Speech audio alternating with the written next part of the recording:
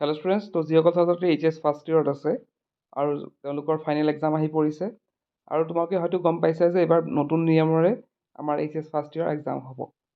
তো নিয়মখিনি প্ৰথম নিয়মটো হৈছে যে আমাৰ যোনবিলাক আগত কি হৈছিলে, গোটেই ASSCB কি কৰিছিলে, গোটেই পৰীক্ষাটো কণ্ডাক্ট কৰিছিলে, গোটেই অসমত একে পেপাৰ হৈছিলে।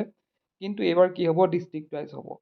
তো এইখন দেখিছা তোমালোকে, এইখন হৈছে নগাঁও ডিষ্ট্ৰিক্টৰ এইচ এছ ফাৰ্ষ্ট ইয়েৰ ফাইনেলৰ ৰুটিনখন ডিছকাছ কৰিব ওলাইছোঁ। আৰু ইয়াতে কথা এটা কৈ লওঁ, যিহেতু নগাঁও ডিষ্ট্ৰিক্টত ইয়াত দেখিছা কিমানৰ পৰা দিছে, 7 মাৰ্চৰ পৰা দিছে।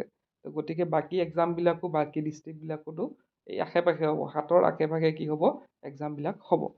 এতিয়া চব প্ৰথম এক্সাম যদি আমি চাওঁ, ছেটাৰডে আছে 9টা পৰা 12টালৈকে মৰ্ণিং শ্বিফ্টত। তো ইয়াতে কি আছে, ইংলিছ আছে। নেক্সট মানডে যদি আমি চাওঁ, ইয়াতে কি আছে, 9 তাৰিখে স্বদেশ অধ্যয়ন আছে।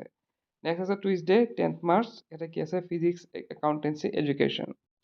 নেক্সট আমি যদি চাওঁ, Wednesday 11 March, MIL alternative English আছে। নেক্সট আছে থাৰ্ছডে, বিহু আছে।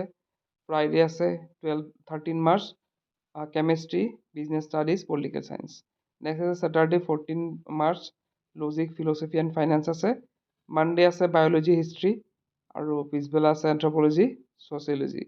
নেক্সট আছে টিউজডে আছে জিঅ'গ্ৰাফী, আৰু পিছবেলা আছে বিজনেছ মেথছ আৰু ষ্টেটিষ্টিক্স। নেক্সট আছে ৱেডনেছডে ইয়াতে NSQF subjects including advance MIL সেইখিনি আছে, আৰু পিছবেলা আছে কম্পিউটাৰ চায়েন্স।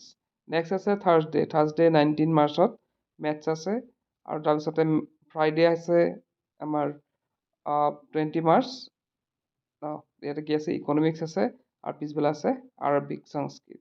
নেক্সট আছে মানডে আছে 23 মাৰ্চ, এনভাইৰনমেণ্টেল এডুকেশ্যন।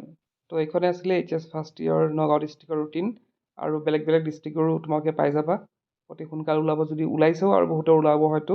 আৰু কাৰ কোন ডিষ্ট্ৰিক্টৰ যদি যিসকলৰ মানে ৰুটিন ওলাইছে, কোন ডিষ্ট্ৰিক্টৰ কেতিয়া এক্সাম আছে, তোমালোকে কমেণ্ট বক্সত জনাব নাপাহৰিবা।